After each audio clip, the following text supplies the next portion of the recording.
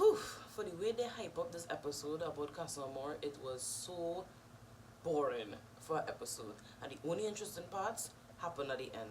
Hi guys, we're back with another Love Island review, episode 14, the whole anticipated episode where, oh my god, CASA AMOR is gonna happen. The lamest episode. When I tell you I fight sleep, I fight sleep. So let's get into this review real quick. First of all, I have to make mention to Corey because I feel like my boy is trying to pick up the slack that Giovanni left with. I don't know who this Corey is unless they give him a better edit. This is the first time I've been seeing much of like a lot of Corey's personality, but I think it happened when the new girls was in the villa, and I don't know if it's because the OG girls' personality is very lame, and they came in the villa and straight hook on one guy and that's it. I think everybody in this show, in this season, sorry, in the US kind of focus on winning, so they're trying to stick with one person or whatever. But Corey, like, he needed a relief from these girls because this new Corey, I don't know him. I did not see him for the entire season, and he's been trying to pick up where Giovanni left off because he given us a little comedy here and there. I'm here for it. Also, they show a lot of Jeremy personality as well when the guys were like talking with the guys alone. I'm like, who's this? And to be frank, I am a little irritated because you can't fight Jeremy. Even though his dad may be working in CBS allegedly, or he's a douche and he's not a nice guy, you can't fight this boy. He's really attractive. I still not on him though, but you can't fight him when it comes to attraction. So the episode basically kind of started off with the main couples, which is Will and Kyra and Shannon and Josh, talking about the relationship and like where they stand. Will and Kyra confirmed that they live close to each other. So as far as I'm concerned, all they confirmed that all they know each other.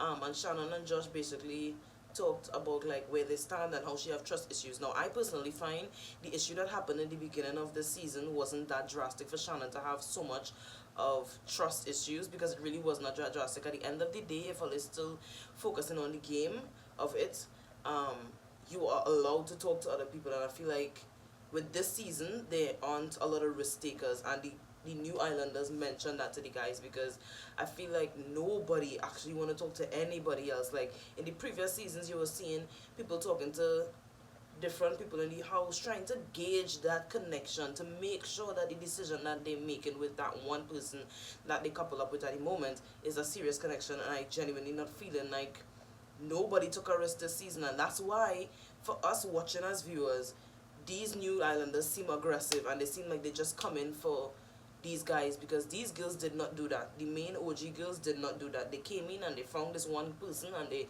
trying to stick with that one person. Also, Trino had a conversation with Will, making mention that I feel I should just leave, cup up myself for the situation and whatever. I'm like, Trina, I don't know, all that cry the other night, and then you wake up in the morning and moving lovey-dovey with Cinco. Like, I don't understand, sis. Like, at this point, honestly, I feel like Trina should not be with anybody, because she has a lot of healing to do from past traumas in her life, and she will just keep ending up bringing it into other relationships.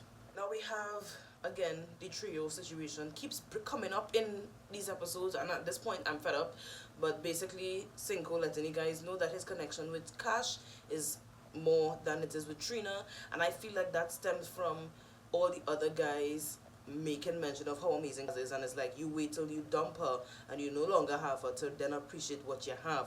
And as people like to say, man like man like to impress guys. They like to have the girl that all the guys kind of want, or all the guys kind of like. He's saying that his connection with Cash is more than his with Trina, and he wants to have a conversation with them, but you snooze, you lose. You take too long to actually have that conversation. You had a guy's day, and immediately that was the last time you saw them. Now normally when they make an announcement to CASA AMOR, I feel like the girls stay in the villa and the guys go to CASA AMOR.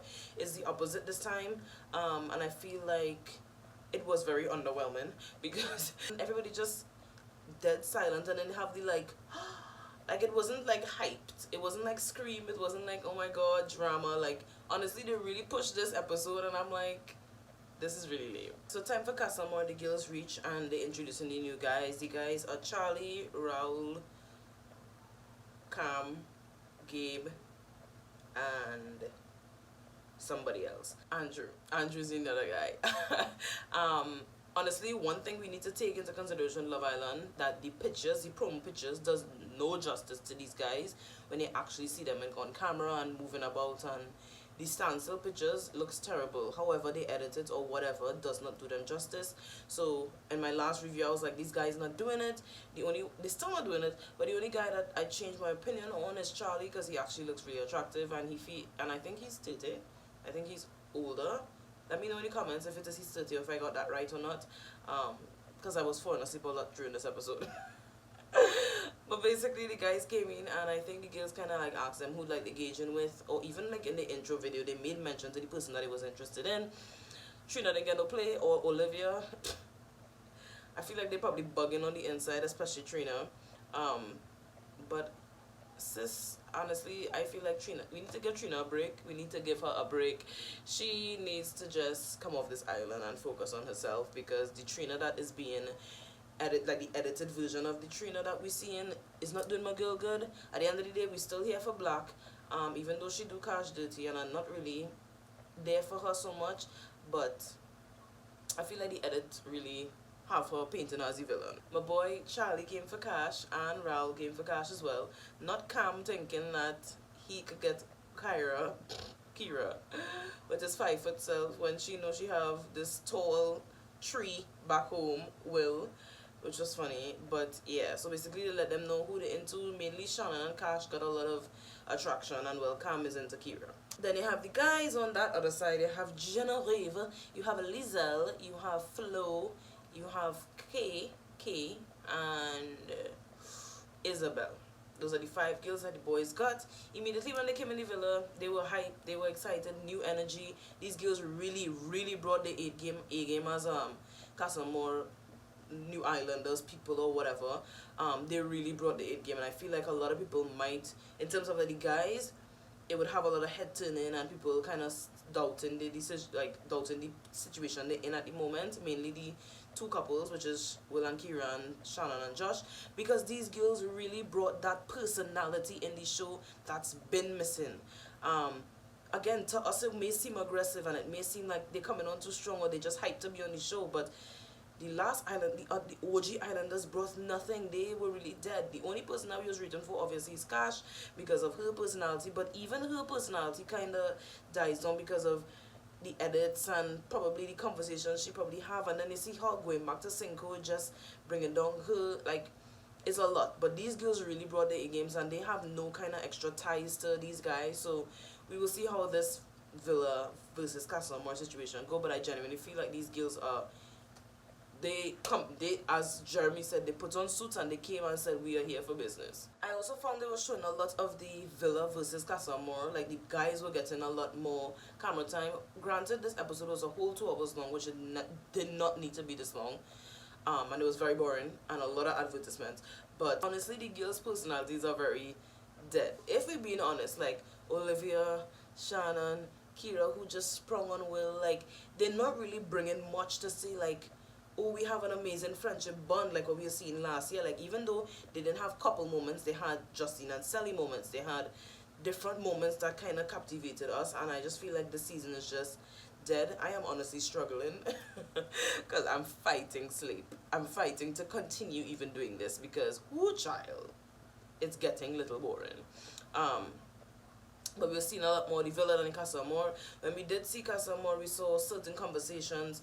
I really like the conversation with Cash and Charlie and Cash and Raul, only because they brought out 2 different sides of Cash. Like, I feel like Charlie's a lot more serious and, like, again, being older, being like serious, and this is, we're trying to build a foundation, we're trying to really take this seriously, and whereas Raul is more like a best friend vibe that could turn into a relationship. And I see both of them being great for Cash, so it's just to keep watching and hoping that the best connection wins, basically, because I mean, we just can't go off of looks, right? Because obviously Charlie get that for me. Charlie's it. But because even her opening up to Charlie about like the fear of children and not being able to have them and all these different things, like, she opened up.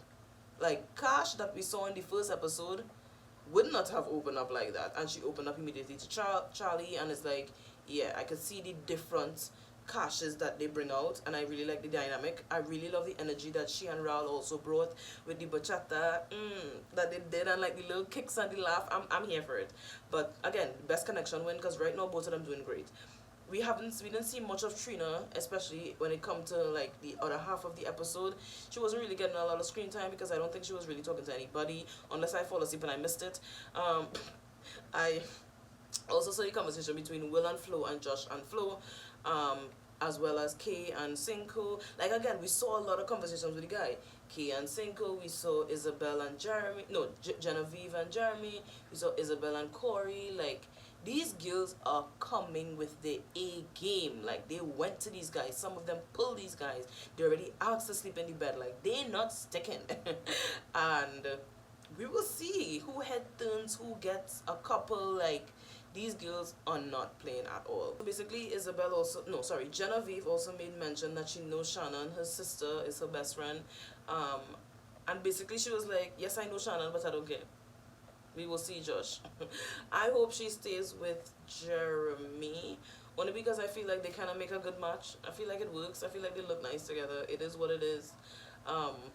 Lisa really shocked me. She really surprised me, but I see her personality showing, and I can see that she's a good time. So it will be very surprising to see either Will go with her, or I don't know, somebody else, because Will said that she was one that caught his eye. Honestly, from the time I saw Flo and from the time I saw when Will mentioned Isabel, Lizelle, I was like, yeah, bye Kyra. Like, my boy was waiting to be freed.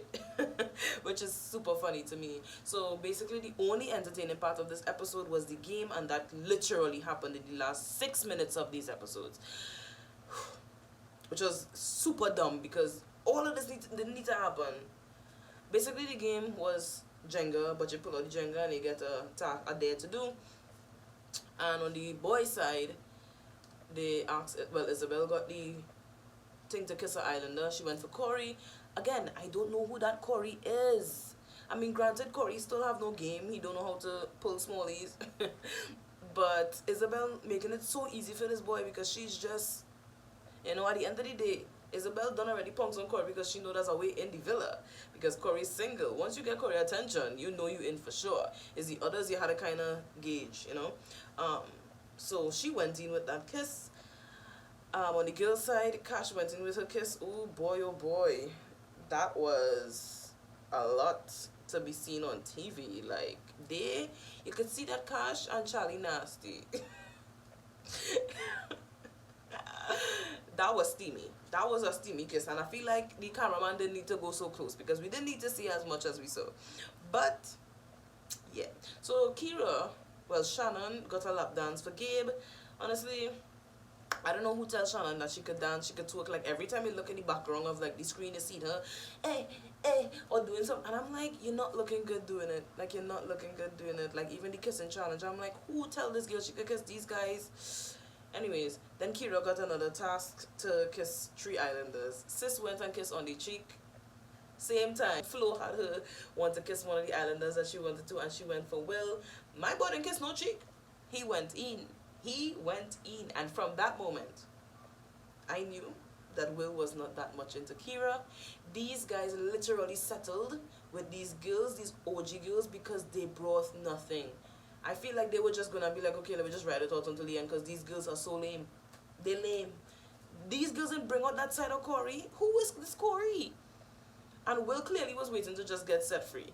Unless, let's just put this here, unless that's part of the scam.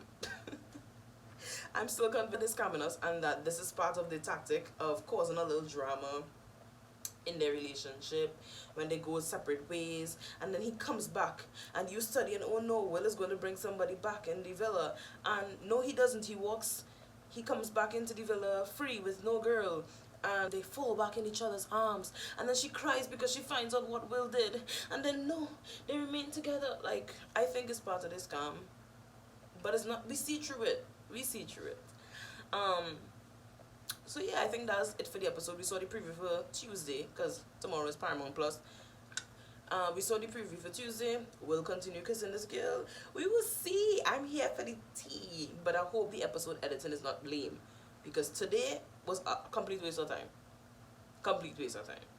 So yeah, that's it for this review, guys. I hope you enjoy it. Leave a comment down below what you think about the new CASA AMOR girl, well, the new Islanders and the CASA AMOR guys. And yeah, let me know what you think. I'll see you guys Tuesday. Don't forget to like, comment, subscribe, and I'll see you guys on Tuesday. Bye.